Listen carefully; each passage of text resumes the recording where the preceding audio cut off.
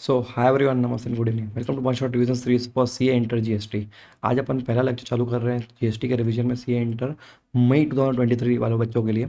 तो इसमें first chapter रहेगा इंट्रोडक्शन टू जीएसटी।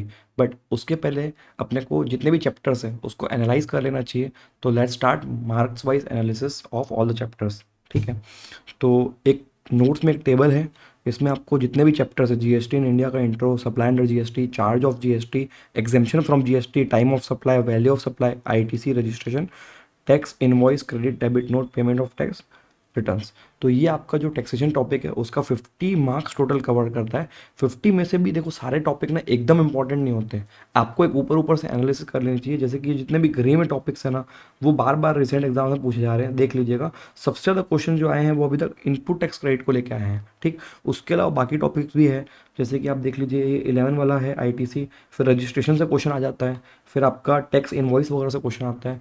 तो वैसे करके मैंने टॉपिक्स को कैटेगरी ए और कैटेगरी बी में बांट दिया। कैटेगरी ए का मतलब रहेगा कि इंपॉर्टेंट टॉपिक जिसको आपको एकदम अच्छे से देख के जाना रहेगा, और कैटेगरी बी वाले टॉपिक को छोड़ के नहीं जाना है। आप क्या कर सकते हो, उसको अपने लैंग्वेज समझ लीजिए कि कुछ भी इसके अंदर से है तो आप लिख पाओ। ठीक है, but this is also important, क्योंकि इंस्टीट्यूट इसमें से किसी टॉपिक को कैटेगरी ए बना सकती चाहे तो छोड़ के कोई टॉपिक नहीं जाना है, बट कैटेगरी ए के ऊपर ज़्यादा फोकस रहेगा स्ट्रेटेजी वाइज। ठीक, अब बात करते हैं नेक्स्ट। नोट्स में आपको हमेशा ये वाला एक चार्ट मिल रहा होगा फर्स्ट चैप्टर का जैसे है। तो इसमें आपको रिसेंट के 6 एग्जाम्स में देखा जाएगा कि कौन से क्वेश्चन कब कब पूछे गए हैं। तो यहाँ पे तो कोई क्वेश्चन नहीं पूछा गया फर्स्ट चैप्टर को लेके, लेकिन इसको आप छोड़ नहीं सकते हैं। इंस्टीट्यूट चाहे तो थ्योरी पूछ सकता है और चाहे तो उसके ऊपर एमसीक्यू क्वेश्चन बना सकता है। ठीक, तो अभी तो ये जीरो है फर्स्ट चैप्टर को लेके, बट आगे आने वाले चैप्टर्स रहेंगे उसमें आपको ये ग्राफ दिख रहा होगा कि कौन से चैप्टर में कितने मार्क्स का पूछा गया और कौन से अटेम्प्ट में इस चैप्टर से कब कब कितने कितने क्वेश्चन आए थे। ठीक, तो without wasting any time let's jump into कि पहले हम एक बेसिक अंडरस्टैंडिंग लेते हैं कि अगर जैसे मान लो सपोज कि आपको कुछ नहीं आता है, तो वहाँ से अगर हम स्टार्ट करें तो वहाँ से ये रहेगा कि आप बेसिक डिफरेंस समझिएगा इनकम टैक्स और आईडीटी जीएसटी का। ठीक, तो जीएसटी एक पार्ट है आईडीटी का, ये आप पढ़ रहे हो अभी, बट एक बेसिक डिफरेंस आपको ये समझना पड़ेगा कि जब आप इनकम टैक्स पढ़ते हो तो वहाँ पे आपका ऑब्जेक्टिव क्या होता है। समझिए कि किसी भी पर्सन ने इनकम कमाई होगी ड्यूरिंग द फाइनेंशियल ईयर, तो फाइनेंशियल खत्म होने के बाद आप उसको क्या बोलते हो, प्रीवियस ईयर बोलते हो। उसी का असेसमेंट आप कब करते हो, आप असेसमेंट ईयर में करते हो। तो जितने भी ट्रांजैक्शंस एनालाइज होते हैं वो कब होते हैं, ईयरली होते हैं। बट जीएसटी में ऐसा नहीं है। जीएसटी में क्या होता है, आप ट्रांजैक्शन को इंडिविजुअल बेसिस पे एनालाइज करते हो, इंडिविजुअल ट्रांजैक्शंस, और उसमें भी प्राइमरीली सेल, जिसको ये क्या बोलता है, supply. Supply of what, two things, goods plus service, दो चीज़ों का सप्लाई। उसको आपको इंडिविजुअल ट्रांजैक्शन वाइज पूरे लॉ को अप्लाई करना है, और जहाँ पे भी टैक्सेबिलिटी आएगी वहाँ पे आप टैक्स पे करवाओगे, और जहाँ नहीं आएगी आप जीएसटी के एंगल से बाहर चले जाओगे, उस ट्रांजैक्शन के ऊपर जीएसटी पे नहीं होता। अब इसको क्या रोज चेक करना है क्या, तो answer is no. GST law ये बोलता है कि आप ट्रांजैक्शंस को मंथली बेसिस पे चेक करके उसका रिपोर्ट है जो भी कंप्लायंस रहेगा वो बनाओगे। बट इनकम टैक्स में क्या होता है, आप चीज़ों को ईयरली करते हो मोस्टली। ठीक है, ब्रॉडर लेवल पे। और जीएसटी के अंदर एनालाइज तो हम ट्रांजैक्शन वाइज करेंगे, हर एक ट्रांजैक्शन, और मोस्टली उसमें भी सेल का एंगल रहता है, यहाँ पे प्रॉफिट का एंगल रहता है। ये फ़र्क समझिएगा दोनों में कि जीएसटी किसके ऊपर लग रहा है, सेल पे लग रहा है, और इनकम टैक्स किस पे लगता है, इनकम के ऊपर लगता है। ये फ़र्क समझिएगा। ठीक, तो विद दैट अपन आगे बढ़ते हैं। एक बेसिक अंडरस्टैंडिंग आ गई होगी कि जीएसटी लगाना कहाँ पे है, तो सर जीएसटी ट्रांजैक्शन लेवल पे लगाना है। ठीक, तो किसी भी ट्रांजैक्शन को जीएसटी लॉ में आने के लिए एक आपको लिंकेज फॉलो करना पड़ेगा। लिंकेज का मतलब क्या होता है, 4-5 स्टेप से अगर ट्रांजैक्शन उस चक्री के अंदर फंस गया तो आपका जीएसटी अप्लाइड है, और नहीं फंसा तो वो ट्रांजैक्शन बाहर होता है, आप ऑल टुगेदर बाहर नहीं होते एज अ बिजनेसमैन। ठीक है, तो सबसे पहले हमको जीएसटी को ब्रॉडर लेवल पे अगर समझना रहेगा तो हमें पीओवी समझना पड़ेगा। जैसे आप लोग आज का इंस्टाग्राम वगैरह में चलते हैं ना, POV means point of view, आप जानते होंगे सब लोग ऑलरेडी। तो पीओवी पहले हम सप्लायर के एंगल समझ आते हैं, क्योंकि जीएसटी जो लॉ है ना वो प्रीडोमिनेंटली सप्लायर्स के ऊपर, बेसिकली जो सेलर है, सेलर के एंगल से बनाया गया प्रीडोमिनेंटली। बट कुछ एक्सेप्शंस है, तो सेकंड पीओवी आएगा रेसिपिएंट का, वो हम नेक्स्ट पेज में समझेंगे थोड़ी देर बाद। तो पीओवी ऑफ सप्लायर, ठीक है। अब ये जो पीओवी ऑफ सप्लायर है, इसमें सबसे पहले आपको ये देखना पड़ेगा कि जो आप ट्रांजैक्शन किए हो सेल का, उस ट्रांजैक्शन में जो आइटम है या जो सप्लाई है उसके अंदर जो भी एलिमेंट है, क्या वो गुड्स या सर्विस में डिफाइंड है as per GST law, question number 1। अगर ये गुड्स और सर्विस में डिफाइंड नहीं है, if the answer is no, तो आपके ऊपर जीएसटी लागू हो ही नहीं सकता। ठीक, जो भी चीज़ें गुड्स और सर्विस होंगी एज पर जीएसटी लॉ, उसके ऊपर आपको अप्लाई कराना है जीएसटी लॉ। अब अगर सपोज आपका आंसर आया यस, तो आप क्या करोगे, आप आगे बढ़ोगे, आप ये चेक करोगे कि जीएसटी लॉ में अगर जो सप्लाई की डेफिनेशन है, ठीक है, फर्स्ट कंडीशन क्या हुई कि जो आइटम है वो गुड्स और सर्विस होना चाहिए, किसके हिसाब से, आपके हिसाब से नहीं, जो जीएसटी का लॉ बता रहा है उसके हिसाब से। नेक्स्ट ये रहेगा कि अगर ये इसका आंसर हाँ आ जाता है कि वो आइटम गुड्स और सर्विस है as per GST act, then you will check कि वेदर वो सप्लाई की डेफिनेशन में कवर होता है क्या। और अगर नहीं हुआ, आंसर इज नो, तो अगेन जीएसटी नहीं लगेगा। But if the answer is yes, then आप ये चेक करोगे कि सपोज जैसे मान लो गुड्स और सर्विस भी हो गया और सप्लाई भी गिन लिया गया, तो क्या घर के बाहर जो ठेले वाले आते हैं उससे हम जीएसटी ले लेंगे क्या एज अ गवर्नमेंट? तो आंसर इज नो। आपको ये चेक करना पड़ेगा कि कौन सा व्यक्ति है जिसको टैक्स चार्ज कराना है। ठीक, तो उसको हम यहाँ पे टैक्सेबल पर्सन बोल रहे हैं। टैक्सेबल पर्सन को मैंडेटरी रजिस्ट्रेशन करवाना पड़ेगा जीएसटी लॉ के अंदर। अब वो टैक्सेबल पर्सन कौन होता है? वो बड़े लोग हैं जो बड़ा व्यापार कर रहे होंगे, बड़ा व्यापार की थ्रेशोल्ड रहेगी, वो अपन रजिस्ट्रेशन लॉ में पढ़ेंगे। बट ऊपर ऊपर समझ के रखिएगा, एक लिमिट दी गई है, उस लिमिट के ऊपर अगर आप चीज़ें करोगे तो उसको आप टैक्सेबल पर्सन बोलोगे। तो छोटे व्यापारी इससे बाहर निकल सकते हैं, उनको जीएसटी पे नहीं करना है। तो फर्स्ट गेट क्या था आपका कि गुड्स और सर्विस वाला था। तो गुड्स और सर्विस अगर एक्टिवेट होता है, यस आता है आंसर, तो आप जाओगे सप्लाई की डेफिनेशन चेक करोगे। सप्लाई में अगर ट्रांजेक्शन कवर हो गया, तो आपको ये चेक करना है कि क्या ये ट्रांजेक्शन एक taxable person, taxable as per GST law, taxable as per GST law, अगर ऐसा पर्सन है जिसने ये ट्रांजेक्शन किया होगा, तो देयरफॉर अगर ये सारी चीज़ें हो गई तो प्रीडोमिनेंटली यहीं पे आपका लेवी हो जाता है टैक्स, उस ट्रांजैक्शन के ऊपर जीएसटी लेवी हो जाता है और वो ट्रांजैक्शन जीएसटी एक्ट के अंदर आप कवर होगा। अब लास्ट मोमेंट पे आपको एक ही चीज़ बता सकती है कि गवर्नमेंट ने, हो सकता है कि उसको एक एग्जेम्पशन नोटिफिकेशन होती है, उसमें अगर क्लियरली बोल के एग्जेम्प्ट किया होगा तो उसके ऊपर टैक्स नहीं लगेगा। अदरवाइज थर्ड स्टेप तक आ गए हो तो आपका जो ट्रांजैक्शन है, इंडिविजुअल ट्रांजैक्शन, इंडिविजुअल सेल की बात कर रहा हूँ, उसके ऊपर जीएसटी इज अप्लाइड हो जाता है। ठीक है, अब ये सर एग्जेम्पशन क्या होती है? एग्जेम्पशन के लिए जो जीएसटी काउंसिल है और along with the state government and central government, इन लोग क्या करते हैं, इन लोग एक लिस्ट निकालते हैं, एग्जेम्पशन लिस्ट बोला जाता है जिसको। एग्जेम्पशन लिस्ट के अंदर जो एसेंशियल आइटम्स होती हैं, एसेंशियल आइटम्स को एग्जाम किया जाता है जिसके ऊपर जीएसटी का एप्लीकेबिलिटी नहीं है। ठीक, तो वो लिस्ट के अंदर देखिए, एक एग्जांपल के लिए बता रहा हूँ, जैसे हेल्थ केयर आता है। हेल्थ केयर जो आपको ज़रूरत है, इलाज कराना है ज़रूरी बीमारियों के लिए एक्सेट्रा, वो वाला हेल्थ केयर आता है। लेकिन अगर आप बोलोगे कि सर मेरे को प्लास्टिक सर्जरी करवानी है, कॉस्मेटिक वाली, कि मेरे को अच्छा दिखना है, तो वो आपकी हेल्थ नीड नहीं थी, तो वो इसके अंदर कवर नहीं है।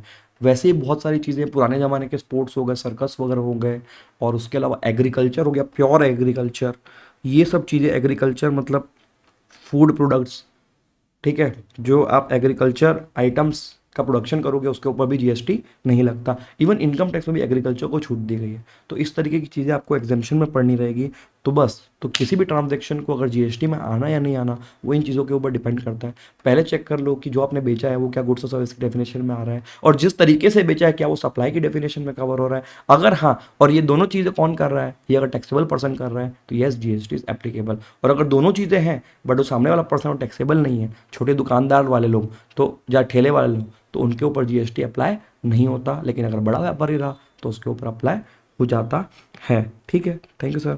तो नेक्स्ट एग्जाम्पशन वाली बात हो गई कि अगर गवर्नमेंट ने नोटिफिकेशन में डाला है तो जीएसटी से बच गए, और ये सब चीज़ अगर हो गई और यहाँ पे आंसर नो आता है कि एग्जाम्पशन नहीं है सर, और ये तीन चीज़ों में येस आ गया है, तो देयरफॉर आपका जीएसटी अप्लाई हो जाएगा एक इंडिविजुअल सेल के ऊपर।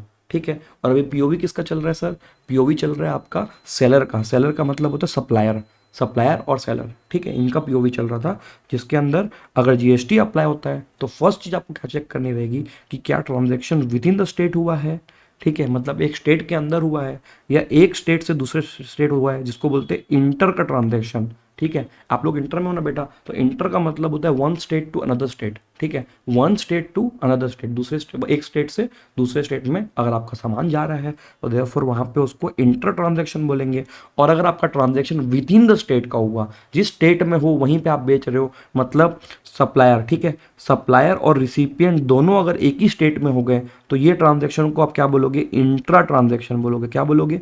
Intra transaction. और अगर दो अलग अलग स्टेट हुए, सप्लायर अलग बैठा हुआ है, रिसिपिएंट अलग बैठा हुआ है, तो अब ये क्या हो गया? ये इंटर स्टेट ट्रांजेक्शन हो गया, इंटर स्टेट ट्रांजेक्शन। तो जैसे ही जीएसटी अगर अप्लाई होता है, फर्स्ट चीज आपको चेक करनी पड़ेगी, अब इसके रीजंस आपको बाद में बता दूंगा, बट जीएसटी अप्लाई होने पे आपको चेक करना है वेदर ट्रांजेक्शन वाज इंटर और इंट्रा।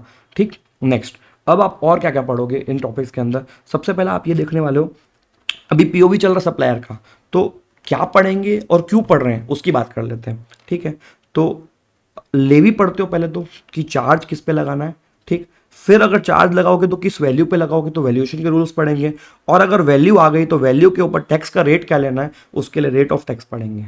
ठीक, नेक्स्ट, अगर ये सारी चीजें होती है तो ये तो आप कैलकुलेशन की बात कर रहे हो, नेक्स्ट स्टेप में कलेक्शन की बात करेगा कि भैया कलेक्ट किससे होने वाला टैक्स, भैया किससे कलेक्ट करेंगे। तो नॉर्मली ये होता है कि सप्लायर से कलेक्ट किया जाता है, नॉर्मली सप्लायर से कलेक्ट किया जाता है, बट रिसिपिएंट से भी कुछ पोर्शन आएगा, वहां पे आप कलेक्ट कर रहे होगे। नॉर्मली सप्लायर मतलब जो सेलर है, अब कंफ्यूज मत होइएगा, सेलर भी क्या करता है, कस्टमर से लेता है फिर गवर्नमेंट को देता है। ठीक है, अपने जेब से नहीं दे रहा है वो, सप्लायर किससे ले रहा है, कस्टमर से ले रहा है। ठीक है, तो सप्लायर के ऊपर चार्ज लगा का मतलब, सप्लायर देगा बोलने का मतलब वो लेके देगा, वो उसकी रिस्पॉन्सिबिलिटी आप फिक्स कर रहे हो। ठीक है सर, नाउ जो आपको बोला जा रहा था ना कि taxable person, person liable to pay tax, इसी के अंदर आपका या तो सप्लायर तो रिसिपिएंट आ जाएगा। फिर जो भी आपके टैक्सेबल पर्सन होंगे उनको रजिस्ट्रेशन कराना मैंडेटरी हो जाएगा, उसके ऊपर नियम है रजिस्ट्रेशन का। अब आप बोलोगे कि मैं तो टैक्सेबल हूँ, फिर भी मैं अगर रजिस्ट्रेशन नहीं कराऊंगा तो मेरा क्या कर लोगे। भैया क्या है कि जब तक चोरी हो रही है ना, तब तक आपको पता भी होता है कि चोरी गलत है, वो तो लॉ इसलिए बनाएगा, जिस दिन पकड़े जाओगे ना उस दिन इस नियम के हिसाब से आपको दोषी करार कर दिया जाएगा। ठीक है, नेक्स्ट, अब इसके अलावा एक अलग से एक छोटे व्यापारियों के लिए स्कीम रहती है, कंपोजिशन स्कीम बोलते हैं जिसको, कंपोजिशन स्कीम। अब यार हर टैक्सेबल लॉ में जितने भी टैक्सेशन के लॉ होते हैं ना, जैसे इनकम टैक्स में आपने पढ़ा होगा सेक्शन 44 AD, ठीक है, प्रिजम्पटिव इनकम, वैसे ही यहाँ पे कंपोजिशन स्कीम करके लॉ है। तो कभी भी कोई टैक्सेशन का लॉ रहता है ना, उसके अंदर हमेशा एक स्मॉल बिजनेस, भले वो टैक्सेबल है, ठीक है, टैक्सेबल स्मॉल बिजनेस बोल रहा हूँ, ठीक है, 40 लाख के एक लिमिट रहती है जीएसटी के अंदर, 40 के अंदर जो होता है वो टैक्सेबल ही नहीं है, बट 40 क्रॉस कर गया फिर एक और थ्रेशोल्ड लिमिट आएगी जिसको बोला जाएगा कि स्मॉल बिजनेसमैन, भले ही वो टैक्सेबल पर्सन है बट स्मॉल बिजनेसमैन, उसके लिए एक शॉर्टकट स्कीम बनाई गई है कंपोजिशन स्कीम, वो भी अपन डिटेल में अलग से पढ़ेंगे। फिर एग्जाम्शन वाला आप जान चुके हो कि एग्जाम्शन करके एक चीज़ होती है जहाँ पे जो लिस्ट में नाम दिया गया है उसके ऊपर टैक्स नहीं लगता है, डन। फिर ठीक है, अब ये सब हरकतें करनी है आपको, तो गवर्नमेंट ने इसके ऊपर एक tax invoice, debit, credit note, ये सब का क्या बनाया है, एक नियम बनाया हुआ है। ठीक है, तो ये सब का नियम बनाया कि भैया आप अगर सप्लाई करोगे तो उसका प्रॉपर डॉक्यूमेंट्री एविडेंस रखोगे, ये सब रूल में लिखा हुआ, इसलिए आप इनवॉइस बनाते हैं। आपको क्या लगता है कि आप जब सेल करते हो तो किसी को शौक थोड़ी कि चल भाई इनवॉइस बनाते हैं, वो क्यों बना रहे हैं, क्योंकि लॉ में लिखा हुआ है, उसका चैप्टर ये वाला है कि इनवॉइस कब इशू होना चाहिए, उसकी डेट से क्या हो जाएगा। अब इसका रेलेवेंस क्या होता है बता रहा हूँ, देखिएगा, जैसे कि जीएसटी लॉ है, जीएसटी लॉ आप मंथली बेसिस पे चलाते हो, मतलब लॉ के हिसाब से लॉ बोलता है कि मंथली बेसिस पे चलाओ, तो आप क्या करोगे, जैसे मान लो आज सेल हुई है, तो आज की सेल अगर आप आज ही रिकॉर्ड करते हो तो करंट मंथ में रिकॉर्ड हो जाता है, तो गवर्नमेंट को भी करंट मंथ की डेट के हिसाब से पैसा पे करना पड़ेगा। बोलो यस सर, हाँ। तो आप क्या करोगे, जबरदस्ती चाहोगे कि आपकी जो बिलिंग हो जाए ना, या तो वो हो ही नहीं, या तो वो क्या हो जाए, वो डिले हो जाए, डिले डिले करोगे तो उससे क्या होगा, टैक्स आप बहुत लेट से पे कर रहे होगे और ब्याज का पैसा खा जाओगे गवर्नमेंट का। ठीक है, तो इसी के लिए जो भी नियम बनाए गए कि इतने दिन के अंदर इनवॉइस इशू हो जाना चाहिए, उसकी अलग अलग कॉम्प्लिकेशन है। आप छोटे से सेल के हिसाब से अगर सोच रहे हो तो अभी आपको ये क्लिक नहीं करेगा, बट अपन जब चैप्टर पढ़ेंगे तो कुछ कॉम्प्लिकेटेड ट्रांजेक्शन और उनकी बिलिंग कब कब करनी है उसकी गाइडलाइंस दी हुई है, और किस तरीके से बिल इशू करना है, बिल के अंदर क्या कंटेंट्स रहेंगे, सो चीज़ें दी गई हैं, जरूरी भी है। ठीक है, नहीं तो ट्रैक कैसे होगा, डॉक्यूमेंट्री एविडेंस नहीं हुआ तो। और जैसे ही हम डॉक्यूमेंट की बात कर रहे हैं, तो जैसे मान लो जो भी इंसान अगर टैक्स की चोरी करेगा तो उसको टैक्स की चोरी के साथ ना मूवमेंट ऑफ गुड्स होता है, टैक्स की चोरी होती है बट साथ में कच्चे का जो आप माल बेचते हो, ठीक है, उसमें मूवमेंट ऑफ गुड्स होता है। मूवमेंट मतलब गुड्स एक जगह से दूसरी जगह जा रहा है, उसको बोलते हैं मूवमेंट ऑफ गुड्स। अब उसको ट्रैक करने के लिए ई वे बिल का कॉन्सेप्ट बनाया गया है कि रास्ते में जब भी माल जाएगा तो ट्रैवल, माल का ट्रांसपोर्ट ट्रैवल करने के लिए आप ई वे बिल को जनरेट करेंगे, ऐसा करके नियम है। अगर बिना ई वे बिल माल जा रहा है तो मतलब वो इलीगल हो जाएगा, ऐसा लॉ में लिखा हुआ है जहाँ पे भी ई वे बिल की एप्लीकेबिलिटी है। अब ये जितनी भी चीज़ें हैं ये अलग अलग चैप्टर्स में अपन रिवाइज करेंगे, अभी तक फर्स्ट चैप्टर चालू नहीं हुआ है, मैं आपको इंट्रोडक्शन दे रहा हूँ, अगर ये मान के कि आपको बेसिक चीज़ें इफ़ ना पता हो तो। ठीक, तो ये सब पीओवी किसका था, पीओवी वॉज ऑफ सप्लायर। ठीक है, नेक्स्ट बात करते हैं पीओवी ऑफ रेसिपिएंट की बात करते हैं। अब देखो रेसिपिएंट अगर आपका एंड कंज्यूमर हुआ, एंड कंज्यूमर, तो उसको जीएसटी पे करना है। और कोई भी रेसिपिएंट हुआ, बाय डिफॉल्ट रेसिपिएंट को ही जीएसटी पे करना है। किसको? सप्लायर को। बट जो हम बार बार बोलते हैं कि ना कि सप्लायर भरेगा, सप्लायर भरेगा, तो सप्लायर की जवाबदारी है आपसे लेके, मतलब कस्टमर से लेके वो गवर्नमेंट को दे दे। ठीक है, सप्लायर की रिस्पॉन्सिबिलिटी क्या है कि कस्टमर से कलेक्ट करेगा और गवर्नमेंट को दे देगा। अपनी जेब से देने की लाइबिलिटी जनरली नहीं होती है उसकी। ठीक, तो रेसिपिएंट का बाय डिफॉल्ट काम क्या है कि सप्लायर को भाई तुम जो सामान खरीदे उसका पेमेंट करोगे ना, साथ में जीएसटी पटा देना, ये उसका काम रहता है। तो अगर नॉर्मल रेसिपिएंट है जिसको आप एंड कंज्यूमर बोल लो, या छोटे व्यापारी जो कि इसके अंदर रजिस्टर्ड नहीं है, उनको कुछ नहीं करना है, उनको जीएसटी पटाना है, सप्लायर को कोई और बेनिफिट नहीं, आगे बात नहीं होगी इनके बारे में, इनका काम खत्म हो चुका है। बट अगर आपका जो रेसिपिएंट है, रेसिपिएंट की बात कर रहा हूँ जो खरीदार है, ठीक है, the person who is buying the goods, the person who is buying the goods, अगर वो रजिस्टर्ड निकला, मतलब वो भी आगे सामान बेचता होगा, सपोज वो भी आगे सामान बेचता है, वो रजिस्टर्ड है, अब सामान बेचने के लिए उसको सामान खरीदना पड़ेगा, तो जो सामान खरीद रहा है उस पर तो वो टैक्स पटाएगा, pay GST to supplier. But he is a registered recipient, मतलब वो खुद अपने आप में एक बिजनेस होगा तभी वो रजिस्टर्ड है। ठीक है, ही इज अ टैक्सेबल पर्सन। कौन होता है? जो बिजनेस कर रहा है वो होता है। देयरफॉर उसको एक बेनिफिट मिलता है। क्या बेनिफिट मिलता है सर? वो जो टैक्स पड़ाता है ना गवर्नमेंट को, वो गवर्नमेंट उसको वापस करती है एक तरीके से, कैशबैक नहीं आता। ठीक है, कैशबैक डायरेक्टली नहीं आएगा, बट आपने जो गवर्नमेंट को टैक्स पे किया at the time of purchase can be used, can be used as coupon. ठीक है, आप उसको कूपन मान लो जब आप अपनी आउटपुट, आउटपुट लाइबिलिटी, अब ये शब्द क्या होता है सर? आउटपुट लाइबिलिटी का मतलब होता है जो सेल्स करोगे ना, गवर्नमेंट ने क्या बोला, जीएसटी कब लगता है? सेल्स। सेल्स जब करोगे तो कस्टमर से आपको जीएसटी कलेक्ट करना है, और जैसे ही आपने कलेक्ट कर लिया, जैसे ही आपने जीएसटी कलेक्ट कर लिया, तो GST collected is your liability if you are supplier. ठीक है, ये आपकी लाइबिलिटी रहेगी। ठीक है, तो ये लाइबिलिटी को आपको गवर्नमेंट को पे करना है। सपोज से मेरी 1,000 रुपए की लाइबिलिटी है, और मैंने जब सामान परचेस किया था ना, तो मैंने 500 का परचेस किया था, मतलब जिसमें मैंने 500 रुपये का टैक्स पटाया था, ये तो गवर्नमेंट के पास जमा है।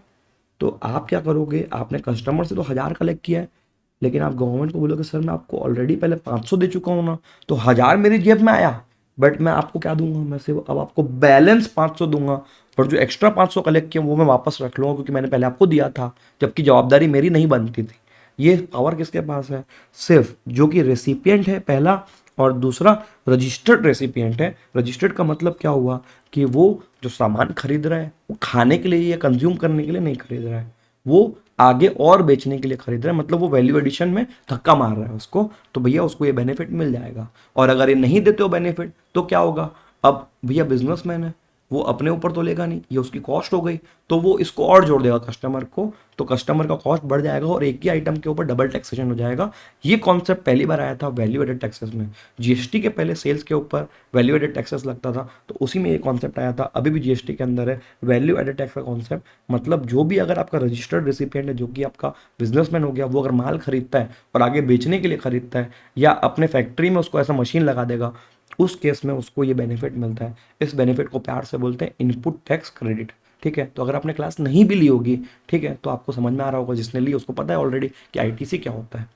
ठीक, तो this was point of view of supplier recipient and all about the introduction of GST. Now let's move on to, ठीक, एक चीज बच गई है, ये रिवर्स चार्ज मैकेनिज्म। जो हम टैक्स पेमेंट की बात कर रहे थे, जनरली किसको पे करना है? सप्लायर को पे करना है, बट वो अपनी जेब से नहीं देगा, दिमाग में डाल दीजिएगा। ठीक है, वो कस्टमर से लेके देता है, बट कहीं कहीं पे ना सप्लायर के ऊपर भरोसा नहीं है कभी कभी, और कब इन्हीं केसेस में आपको रेसिपिएंट पे ज़्यादा भरोसा है। तो आप रेसिपिएंट को बोलोगे भाई नॉर्मल चार्ज पे, या नॉर्मली तो हम लोग सप्लायर तेरे से लेते हैं, बट इस बार तू रहने तेरे पे भरोसा नहीं है, रेसिपिएंट पे ज़्यादा भरोसा होगा ना, तो रेसिपिएंट नॉर्मली क्या करता? सप्लायर को देता, सप्लायर के क्या करता? गवर्नमेंट को देता। ठीक, तो रिवर्स चार्ज में क्या हो जाएगा? रेसिपिएंट डायरेक्टली गवर्नमेंट को दे देगा बिना सप्लायर को बीच में लाए। तभी तो इसको इनडायरेक्ट टैक्स बोलते हैं भैया, कि दे रिसिपिएंट रहा है, लेकिन किसके थ्रू दे रहा है?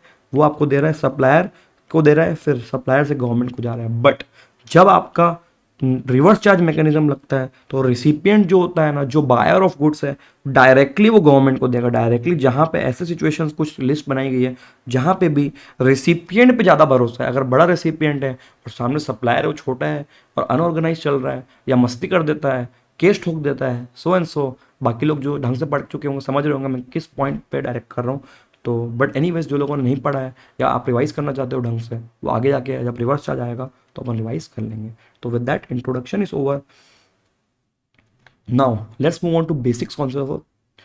सो now introduction is over, let's move on to basic concepts of GST. अब अपन थ्योरी पे आ रहे हैं, फटाफट थ्योरी निपटाते हैं। उतना ज़्यादा रिलेवेंस नहीं है बट छोड़ के भी नहीं जा सकते हो, तो चलिए फटाफट कर लेते हैं। तो सबसे पहला क्या होता है, concept and principle of GST. अब सब चीज़ आप जानते हो, फटाफट रिकॉल करते हैं। GST broad based value added tax है। वैल्यू एडेड क्यों, मैंने आपको भी समझाया कि जो रजिस्टर्ड रिसिपिएंट है उसको बेनिफिट मिल जाता है और उसमें जो टैक्स पे किया गवर्नमेंट को उसका बेनिफिट वो ले पाता है। ठीक। दूसरा होता है डेस्टिनेशन बेस्ड टैक्स। एक जगह से माल इनिशिएट होता है जाना और कहीं जाके उसका जर्नी खत्म हो जाता है, तो जहाँ पे भी एंड पे पहुंच रहा है, and which is the destination, वो डेस्टिनेशन बेस्ड टैक्स है, उसके हिसाब से उसकी टैक्सेबिलिटी होती है। ठीक है। GST is technically paid by supplier but it is borne by consumer. इसकी बात ऑलरेडी हो चुकी है कि भैया जीएसटी पे होता करता है सप्लायर, लेकिन किसको पे करने की बात हो रही है यार, ये जो पे करने की बात हो रही है ना, ये गवर्नमेंट को पे करने की बात हो रही है, बट ये अपनी जेब से नहीं देता, टेक्निकली वो कंज्यूमर से लेता है सप्लायर, फिर गवर्नमेंट को पे करता है। ठीक है सर, थैंक यू, हमको समझ में आ गया होगा। Okay. GST is collected at multiple stage of production and distribution of goods. जैसे मैंने बोला कि एक फैक्ट्री से अगर सामान निकल रहा है तो फैक्ट्री वाला होलसेलर को सेल करेगा, वहाँ पे जीएसटी लगेगा।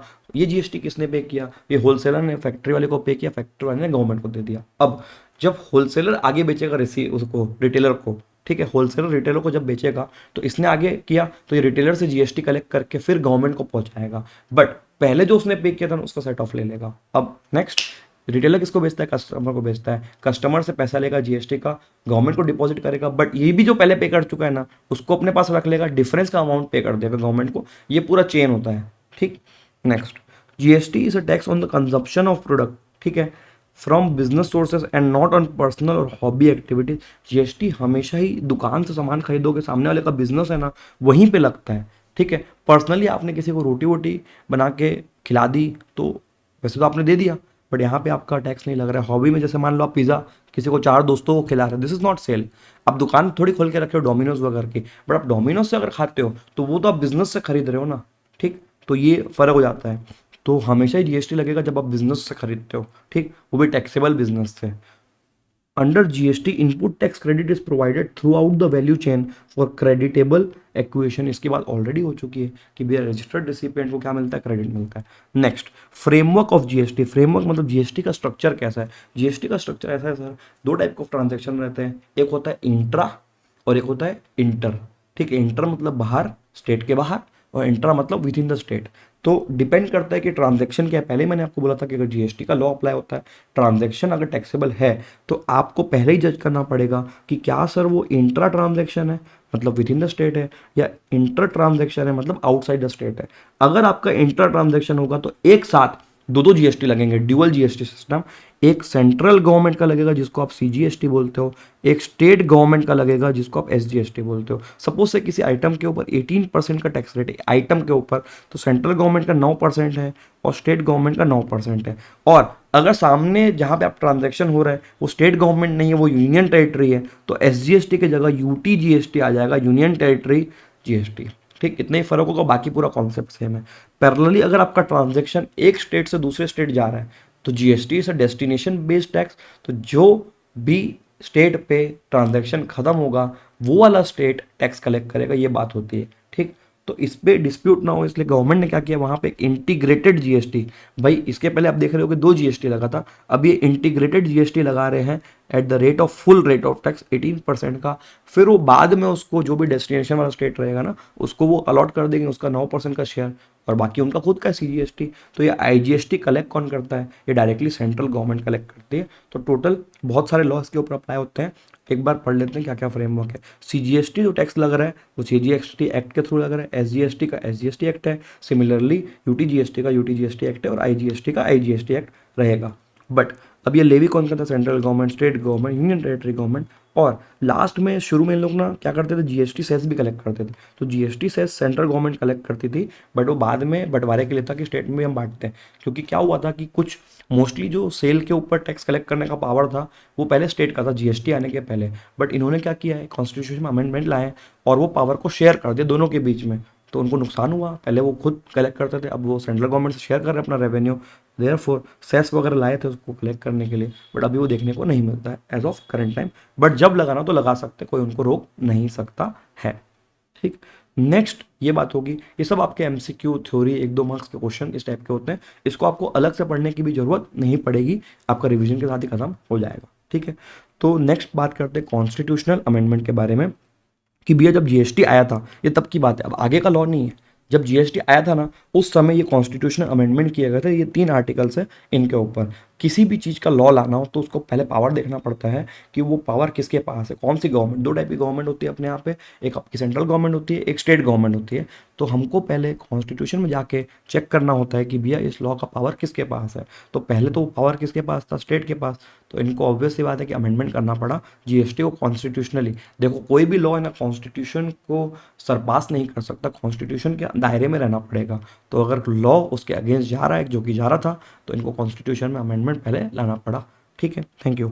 तो आर्टिकल 366 है पहले, जिसमें जीएसटी की मीनिंग बताई गई थी। GST means any tax on supply of goods और service except tax, except tax मतलब जीएसटी में ये वाला टैक्स इंक्लूड नहीं है, on supply of alcoholic liquor for human consumption, जो पीने वाली दारू होती है, शराब होती है, ठीक है, तो उसके ऊपर जीएसटी लागू नहीं होगा। ये वाले अमेंडमेंट में ऐसा डाला गया। GST means any tax on supply of goods और सर्विस, एनी गुड्स और service but except for alcoholic liquor for human consumption, मतलब एल्कोहलिक लिकर जो ह्यूमन कंजप्शन के लिए रहती है, तो वो आपके जीएसटी के दायरे में नहीं आती, मतलब इसके ऊपर जीएसटी नहीं लगता है। मतलब जो पहले लगता था वो लगता है। अब सर पहले क्या लगता था, हमको तो नहीं पता है। तो बेटा सुन लो, जब किसी चीज़ को आप बनाते हो, प्रोड्यूस करते हो, तो प्रोड्यूस, ठीक है, मतलब रॉ मटेरियल से फिनिश गुड्स चले गए। प्रोडक्शन का मतलब क्या हुआ, रॉ मटेरियल से आप एफजी में गए, इसको बोलते हैं प्रोडक्शन। इस एक्टिविटी के ऊपर, इस एक्टिविटी के ऊपर जो एक टैक्स लगता था, इसको बोला जाता था एक्साइज, एक्साइज ड्यूटी। तो अभी भी एक्साइज ड्यूटी लगेगा और ये सेंट्रल गवर्नमेंट लगाती है। पैरेलली जब फैक्ट्री वाले ने इसको कन्वर्ट किया रॉ मटेरियल से फिनिश गुड्स में, तो एक्साइज लगा दी सेंट्रल गवर्नमेंट ने। अब जब वो वहां से अगर होलसेलर को बेच रहा है, तो वहां पे उसको सेल्स टैक्स, या जिसको आप प्यार से वैट भी बोल सकते हो, वो लग जाएगा। ठीक है, तो सेल्स टैक्स लगेगा। वो कौन लगाता है, वो स्टेट गवर्नमेंट लगाती है। तो ये अभी भी ऐसा ही माहौल चलेगा किसके अंदर, एल्कोहल। और एल्कोहल भी 2 टाइप का होता है, एक इंडस्ट्रियल यूज का होता है, उसके ऊपर जीएसटी लगाया जा सकता है, क्योंकि क्लियरली लिखा हुआ कौन सा वाला एल्कोहल, जो शराब जो लोग पीते हैं, पी के हरकतें करते हैं, ज़्यादा खुश मत होइएगा शराब के नाम पे। ठीक है, तो ह्यूमन कंजप्शन वाली शराब के ऊपर जीएसटी को कॉन्स्टिट्यूशन से ही बाहर रखा गया है। मतलब वहाँ पे जीएसटी की बात नहीं होगी, तो मतलब पुरानी बातें चलेंगी। और पुरानी बात का मतलब ये होता है कि एक्साइज ड्यूटी लगेगा जब उसको आप raw material to finish goods करते हो, विच मीन्स प्रोडक्शन। और उसके बाद जब आप उसको माल को बेच देते हो, तो बेचने के समय लगेगा आपका सेल्स टैक्स, जो कि स्टेट गवर्नमेंट चार्ज करती है। ठीक है, ठीक। तो दूसरा आर्टिकल 246A, इसको ज़्यादा दिल पे मत लो, ठीक है, बट एक बार डिस्कशन करके खत्म हो जाएगा। 246A के अंदर क्या लिखा गया है, कॉन्करेंट मतलब होता है joint, joint power of both centre and state. Power दिया गया, किस चीज़ का पावर, लेजिस्लेट करने का। लॉ को लेजिस्लेट मतलब कंट्रोल करेंगे, नियम बनाएंगे, लॉ बनाएंगे, वो उन्होंने अमेंड कर दिया और दोनों के पास पावर रखा। जबकि ये पहले पावर किसके पास था, सिर्फ स्टेट के पास था। ठीक है सर। फिर 269A article, exclusive power to centre. ठीक है, ये आर्टिकल क्या बोलता है, exclusive power to centre to legislate inter state trade. फिर से रिपीट करो, इंटर स्टेट का मतलब होता है फ्रॉम एक स्टेट टू दूसरे स्टेट, मतलब सप्लायर एक स्टेट में बैठा है और रिसिपिएंट अलग से एक स्टेट में बैठा है। ठीक है, तो इसको परमानेंटली डाल देते हैं। ठीक, इंटर स्टेट का मतलब होता है सप्लायर अलग है, सप्लायर अलग है और रेसिपिएंट अलग स्टेट में बैठा है। और अगर ये गोला सेम हो गया, मतलब एक स्टेट में अगर आप आ गए, तो वो इंट्रा कहलाया जाता है। ठीक है, इसी में काफ़ी लोग लास्ट तक कन्फ्यूज होते हैं, इंट्रा और इंटर, और नहीं भी देते पहले क्लैरिटी, तो एग्जाम में गलती करके आ जाते हैं। ठीक है, और साथ में इम्पोर्ट के ऊपर भी जो भी खेल खेलना रहेगा, वो सेंटर खेलेगी। सेंटर मतलब होता है सेंट्रल गवर्नमेंट, मोदी जी खेलेंगे। ठीक है, आपके स्टेट के चीफ मिनिस्टर साहब नहीं खेल पाएंगे, उसको सिर्फ मोदी जी खेल पाएंगे। ठीक है सर, मोदी जी के पावर में चले गए। तो ये कॉन्स्टिट्यूशनल अमेंडमेंट की रेलेवेंस कब थी, जब जीएसटी लाना था, जीएसटी एक्ट पास कराने के समय। अभी इसकी ऐसा जरूरत नहीं है, बट आपकी थ्योरी में है, 3 आर्टिकल है, ऊपर ऊपर से पढ़ लें, हो जाएगा। ठीक। अब जीएसटी आने से क्या क्या बेनिफिट है, ठीक है, creation of unified national market है एक, उसके बाद mitigating cascading effect. Cascading effect का मतलब होता है अगर आप बेनिफिट ना दो, ठीक है, वैल्यू एडिशन का और इनपुट टैक्स का, तो क्या होगा, टैक्स का मल्टीपल लेवल्स पे इफेक्ट आ जाएगा, क्योंकि उसका आपको बेनिफिट तो नहीं मिल रहा है, तो सप्लाई क्या करेगा, वो कॉस्ट को आगे पास ऑन करते जाएगा, ठीक है, कस्टमर भरेगा, क्योंकि बिजनेसमैन अपने ऊपर नहीं लेगा, जो कॉस्ट है प्लस प्रॉफिट तो उसके कॉस्ट में इंक्लूड हो जाएगा, प्राइसेस शुरू हो जाएंगी। इसको बोलते हैं कास्केडिंग इफेक्ट ऑफ टैक्स, ठीक है। Next, elimination of multiple tax. GST आने के पहले ना एक ही चीज़ के ऊपर 1000 टाइप के टैक्स लगते थे। जैसे सपोज माल यहाँ से निकला तो वैट लगेगा। अब अगर आप स्टेट बाउंड्री क्रॉस करते हो तो आपको ऑक्ट्रॉय या एंट्री टैक्स लगता है, फिर वहाँ पहुँचोगे फिर कुछ और लगेगा। तो ऐसे मल्टीपल टैक्सेस और डबल टैक्सेशन होता था पहले जीएसटी आने के पहले, जिसमें बहुत सारे जो एक्ट है वो हट गए जीएसटी आने के बाद। वो यहाँ पे नेक्स्ट आने वाला टॉपिक कि पहले कौन से एक्ट थे जो घुस गए हैं जीएसटी के आने के बाद, और कौन सा एक्ट है जो अभी भी वैसे ही पड़े हुए हैं, मतलब जीएसटी आने के बाद भी वो वैसे लग रहे होंगे, ठीक। मेक इन इंडिया इनिशिएटिव को बूस्ट मिलेगा, रेवेन्यू आपका बढ़ने वाला है, ये सारे बेनिफिट्स हो जाते हैं, ठीक। ऊपर ऊपर से देख लें और ज़्यादा रट्टा ना मारे, इसके ऊपर ज़्यादा टाइम वेस्ट नहीं करना है। Now next, taxes to be subsumed. Subsume मतलब जीएसटी आने के बाद जो एलिमिनेट हो गए, जो खत्म हो गए, मतलब जीएसटी आने के पहले लगते थे बट अब खत्म हो गए। तो पहले सेंट्रल टैक्स था, सेंट्रल एक्साइज ड्यूटी, माल बनाओगे raw material to finish goods, central excise duty लगेगा। एडिशनल ड्यूटीज ऑफ एक्साइज, अगर आपका प्रोडक्ट बहुत ज़्यादा ही आप लालची हो उस प्रोडक्ट के लिए, जैसे मान लो टोबैको एक्सेट्रा, वो सब चीज़ें हो गई, तो वहाँ पे एडिशनल ड्यूटी ऑफ एक्साइज भी लगा सकते थे गवर्नमेंट, वो भी पावर था, वो हो गया। Excise duty levied under medicinal toiletries preparation act, ठीक है, तो ये क्या चीज़ हो गया, मेडिसिन वगैरह के ऊपर अगर लगता था वो यहाँ पे आ गया। Additional duties of custom, CVD और स्पेशल ड्यूटीज़, इनको भी इन्होंने ले लिया। आप कस्टम की जो ड्यूटीज़ है, कस्टम्स आप कब पढ़ते हो, आप फाइनल में पढ़ते हो, ठीक। और सर्विस टैक्स चार्ज और सेसेस, सर्विस टैक्स भी खत्म हो गया, सर्विस टैक्स पहले सेंट्रल गवर्नमेंट चार्ज करती थी। स्टेट गवर्नमेंट ने क्या क्या हटा दिया अपना, state tax, state VAT, sales tax हटा दिया, central sales tax state government charge के हटा दिया। परचेज टैक्स भी कहीं कहीं पे लगता था, वो अलग अलग स्टेट का है, हो सकता है आपके स्टेट में आपने ना सुना हो बट लगता था। एंटरटेनमेंट टैक्स हट चुका है, बट जो भी लोकल बॉडी से एंटरटेनमेंट टैक्स लगाती है ना, वो अभी भी है। तो इसमें क्लियर लिखा हुआ एंटरटेनमेंट टैक्स, जो अगर स्टेट गवर्नमेंट लगाती थी वो हट चुका है, बट लोकल बॉडी, सर क्या फर्क होता है स्टेट गवर्नमेंट में और लोकल बॉडी में? बेटा स्टेट गवर्नमेंट जो होता है ना वो आपका चीफ मिनिस्टर चलाता है, और लोकल बॉडी का मतलब होता है जो आपके यहाँ पे नगर निगम, नगर पालिका होती है ना, वो होता है। तो अगर लोकल बॉडी लगा रही है वो अभी भी जिंदा है, और जो एंटरटेनमेंट टैक्स जो स्टेट गवर्नमेंट वाला था वो अगर लोग लगाते थे वो हट चुका है, ठीक है। लग्जरी टैक्स, एंट्री टैक्स, एक स्टेट से दूसरे स्टेट में जाओगे तो सिर्फ वहाँ वो बाउंड्री क्रॉस करने का एक अलग से टैक्स लगता था। फिर लॉटरी, बैटिंग, गैमलिंग के ऊपर टैक्स लगता था, ठीक। सरचार्ज, सेस, ये सब लगता था, सबको हटा के इन सब के ऊपर क्या लाया गया है कि भैया सिर्फ एक टैक्स लगाओ, नेशन भी एक है, टैक्स भी एक लगेगा, जिसको बोला जाएगा जीएसटी। और जहाँ पे इनकी लालच बहुत ज़्यादा थी और जिसके कारण अगर ये लोग नहीं मानते स्टेट वाले कि भैया सेंटर को भी अब पावर दो, तो उन चीज़ों को अभी भी वैसे ही रखा गया है। तो उसमें एक्सक्लूसिव चीज़ें होती है जिसमें स्टेट का भयंकर रेवेन्यू, भयंकर रेवेन्यू स्टेट गवर्नमेंट का होता है। वो चीज़ को अगर आप बोलते ना कि भैया तुम गिव अप कर दो और आधा आधा गवर्नमेंट से शेयर करो, तो स्टेट गवर्नमेंट कभी भी मानती नहीं जीएसटी लाने के लिए, इसलिए उसको इंटैक्ट वैसा का वैसा रखा गया है जीएसटी आने के बाद भी। सबसे बड़ी चीज़ होती है प्रॉपर्टी टैक्स और स्टैंप ड्यूटी, ठीक है। भयंकर रेवेन्यू आता है गवर्नमेंट का स्टैंप ड्यूटी से। आप जब प्रॉपर्टी की रजिस्ट्री कराते हो या अलग से स्टैंप पेपर खरीदते हो, पूरा का पूरा रेवेन्यू जाता है स्टेट गवर्नमेंट को, ठीक है। सिमिलरली प्रॉपर्टी टैक्स का भी रेवेन्यू पूरा स्टेट गवर्नमेंट को जाता है, भयंकर रेवेन्यू है। इलेक्ट्रिसिटी की ड्यूटी, इलेक्ट्रिसिटी का जो पावर है वो किसका है, वो स्टेट का है, उसको वैसे इंटैक्ट रखा गया है। Similarly excise duty on alcohol की बात हो गई है, ठीक है, ह्यूमन कंजप्शन वाला अल्कोहल की बात हो रही है, वो भी इनके पास अभी भी रखा गया। देखो यार, तीन ही इनके मेजर सोर्स होते हैं स्टेट गवर्नमेंट के, जो सबसे बड़े सोर्सेज हैं, प्रॉपर्टी टैक्स, स्टैम्प ड्यूटी पहला, दूसरा अल्कोहलिक लिकर के ऊपर जो टैक्स लगता है वो, क्योंकि लोग भयंकर पीते हैं तो गवर्नमेंट को मजा आता है, जब आप पीते हो तो गवर्नमेंट को अल्टीमेट बहुत ज़्यादा टैक्स आता है। और तीसरा जो आपकी गाड़ी पीती है वो है पेट्रोल और डीजल, ठीक है, उसके ऊपर गवर्नमेंट का बहुत सारा रेवेन्यू है। बेसिक कस्टम ड्यूटी अभी भी वैसा है, basic custom duty central government का बहुत बड़ा रेवेन्यू है।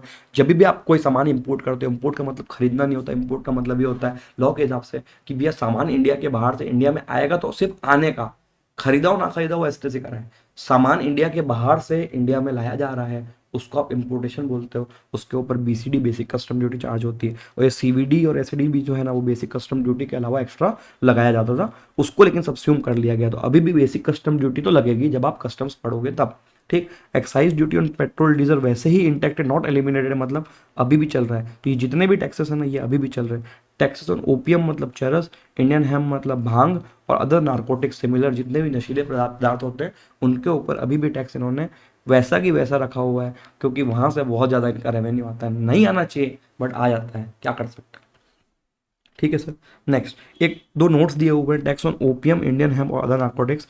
ठीक, तो जीएसटी भी लगता है इनके ऊपर, और जो स्टेट गवर्नमेंट लगाते हैं स्टेट एक्साइज वो भी लगता है। ठीक है, तो जीएसटी ने बोला कि हम छोड़ नहीं रहे हैं। ठीक है, आप एक काम करो, आप स्टेट एक्साइज लगा लो और हम भी जीएसटी लगाएंगे, मतलब इसके ऊपर डबल टैक्सेशन। वैसे भी नशीली चीज़ें जो आदमी लेता है वो वैसे भी नशे में नहीं रहता, तो उससे डबल टैक्स ले ही लो, कोई दिक्कत नहीं है। ठीक, तो बोथ इज लेविएबल। सिमिलर देखो टोबैको के ऊपर, लेकिन क्या हो रहा है, tobacco and tobacco product, tobacco तो तंबाकू हो गया, और टोबैको प्रोडक्ट्स का मतलब cigarette is a tobacco product and so on, बाकी आप लोग अच्छे से जानते हो। In the case of tobacco and tobacco product the centre alone, ठीक है, अलोन सेंटर के पास सोल पावर है कि भैया इसके ऊपर टैक्स लगाएगी एडिशन टू जीएसटी। तो जीएसटी भी लगा रहे हो, ठीक है, एक्साइज ड्यूटी भी लगा रहे हो, तो उसको महंगा से महंगा करना है, फिर भी लोग सुधरेंगे नहीं और ये सब चीज़ें करते रहते हैं। बट एनीवेज, जाने वाले को कौन रोक सकता है। ठीक है जी। तो उसका एक डायग्राम दिया हुआ है कि सपोज फैक्ट्री वाला, देखो हमेशा याद रखिएगा एक्साइज ड्यूटी, भले आपने नहीं पढ़ा हो बट आप समझ तो सकते हो कि एक्साइज ड्यूटी हमेशा फैक्ट्री के ऊपर लगती है। और कब लगती है, जब बेचता है तब नहीं लगती है, समझिएगा। एक्साइज ड्यूटी लगती है जब माल बनता है, तब एक्साइज ड्यूटी लगती है। लेकिन कलेक्ट कब करते हो, जब आप उसको बेच रहे हो। तो सिंपल सी बात है, अगर 100 रुपये की आइटम बना के बेच रहे हो उसमें एक्साइज ड्यूटी लगेगा, ठीक है, लगा लो 10 रुपये का, तो 110 की वैल्यू हो गई। अब ये 110 के ऊपर जीएसटी वाला जीएसटी ले लेगा। बट जब ये होलसेलर अगर आगे 500 आपको अगर बेच रहा है, जो कि ये क्या होता है, रिटेलर होता है, तो वहाँ पे अगर उसने 200 का भी बेचा है तो यहाँ पे एक्साइज ड्यूटी नहीं लगती। एक्साइज ड्यूटी का मतलब ये होता है कि जब आप ये ट्रांजैक्शन कर रहे हो RM टू FG, इसका मतलब क्या होता है, प्रोडक्शन, तो प्रोडक्शन के ऊपर लगता है। यहाँ क्या प्रोडक्शन हो रहा है कि नहीं, यहाँ तो सिर्फ माल ट्रांसफर हो रहा है, होलसेलर से यहाँ तक जा रहा है, तो इस केस में एक्साइज ड्यूटी नहीं होता। 200 की आइटम 200 वैल्यू हो गई जीएसटी के लिए, और देयरफॉर ये 28 तो ये 10 इसकी वैल्यू में इंक्लूड करना है जीएसटी पर्पज के लिए, और ये इंक्लूड की वैल्यू उसके ऊपर 14% जीएसटी लगाया जा रहा है सीजीएसटी के हिसाब से। टोटल 28% का जीएसटी, प्रीमियम वाला जीएसटी लगाया जाता था इसके ऊपर, और स्टैंडर्ड जीएसटी होता तो 18% होता, और प्रीमियम अगर है तो 28%। हाँ, ये प्रीमियम लोग, इनको अपनी जान की परवाह नहीं, इनसे फटाफट 28% ले लीजिए, कोई दिक्कत नहीं, 30 भी ले लोगे तो भी चलेगा। क्या बोलते हो बच्चों, किसी किसी को मजा नहीं आ रहा होगा। ठीक है। ठीक, फिर कुछ जीएसटी काउंसिल के पावर दिए हुए हैं। जीएसटी काउंसिल का पावर देखो, गवर्नमेंट ने क्या किया, अब यार इसके अंदर ना बहुत सारी चीज़ें जीएसटी लॉ में आपको समझना पड़ेगा। सेंट्रल गवर्नमेंट भी है, स्टेट गवर्नमेंट भी, बट एक स्टेट की गवर्नमेंट है क्या, नहीं। स्टेट गवर्नमेंट, बहुत सारे स्टेट्स होते हैं अपने यहाँ, तो जितने भी स्टेट्स हैं वो सब मिल के जॉइंट डिसीजन लेंगे, तो सब अपने यहाँ बैठ के ना लें, और एक जगह एक कॉन्फ्रेंस बोल सकते हो, एक काउंसिल बोल सकते हो, वो बनाया गया जीएसटी काउंसिल। तो मोस्टली जो जितने भी डिसीजन होंगे ना जीएसटी के बारे में, वो जीएसटी काउंसिल जब बैठेगी ना, तो जीएसटी काउंसिल लेगी। अब जीएसटी काउंसिल में नेचुरली क्या होता है कि जो सेंटर के एफएम होंगे वो चेयर करेंगे, इसको काउंसिल को चेयर करेंगे, मतलब चेयरपर्सन डिसीसिव पावर रहता है। But on the votes of state government, जितनी भी स्टेट गवर्नमेंट है ना, उनके भी फाइनेंस मिनिस्टर्स इस काउंसिल के मेंबर्स होते हैं। सब एक राउंड में बैठेंगे और जितनी भी चीज़ें डिस्कस करने, जितने नए लॉज बनाने रहेंगे जीएसटी के रिगार्डिंग, या जीएसटी को कंट्रोल करने के लिए पुराने लॉ को अमेंड करना है, कुछ नए रेट चार्ज करने, क्या रेट चार्ज करना एक्सेट्रा, वो सब जीएसटी काउंसिल बताती है। और जीएसटी काउंसिल के मेंबर कौन कौन होते हैं, finance minister of the country, जो कि सेंट्रल गवर्नमेंट का पार्ट हो गया, और स्टेट गवर्नमेंट के जितने भी एफएम्स होते हैं वो यहाँ पे जाते हैं, एक मीटिंग बैठती है सबकी, और उस मीटिंग में डिसाइड होता है कि आगे क्या करना है। ठीक है, अब क्या क्या डिसाइड कर सकते हैं इन लोग वो समझते हैं। टैक्सेस, कौन से टैक्सेस जीएसटी के अंदर डालने हैं, ठीक, सेंटर तो आता ज़्यादा ज़्यादा इसके अंदर आ जाए, तो वो टैक्सेस कौन से जीएसटी में चले जाएंगे वो आप डिस्कस कर सकते हो। कि एग्जेम्पशन किस किस प्रोडक्ट को देना है जीएसटी में, वो आप डिस्कस कर सकते हो। जीएसटी लॉ का मॉडल क्या रहेगा, कैसे उसको चार्ज करेंगे, वो आप डिस्कस कर सकते हो। थ्रेशोल्ड लिमिट एग्जेम्पशन की क्या रहेगी, उसको आप कर सकते हो। Rates of GST and other special rates, special provision, special category state करके एक चीज़ होती है, बाद में अपन बात करेंगे। Any other matter relating to GST, council जैसे डिसाइड करेगा वो कर सकता है। ठीक है, तो काउंसिल के पावर्स है, हो सकता है शॉर्ट नोट में क्वेश्चन आ जाए कि what is the GST council. तो जीएसटी काउंसिल क्या होता है, डिसिसिव अथॉरिटी है जीएसटी लॉ को लेके, और इस डिसिसिव अथॉरिटी या काउंसिल के मेंबर्स कौन होते हैं, एफएम इसको चेयर करते हैं, फाइनेंस मिनिस्टर जो पोजीशन में रहेंगे वो चेयर करेंगे, प्लस स्टेट के भी फाइनेंस मिनिस्टर इसके मेंबर होते हैं। उन लोग मिलके एक टेबल पे सब चीज़ डिसाइड करते हैं, और क्या क्या डिसाइड कर सकते हैं वो यहाँ पे लिखा हुआ है, इसको आप एक बार गॉन थ्रू कर सकते हैं। ठीक, तो with this chapter is over, और पहला इंट्रोडक्शन का टॉपिक इतना ही है, इसके बाद अपन लेवी एक्सेट्रा सब बात करेंगे अगले रिवीजन वीडियो में। सो तब तक के लिए धन्यवाद और बहुत सारा प्यार। Bye everyone, take care.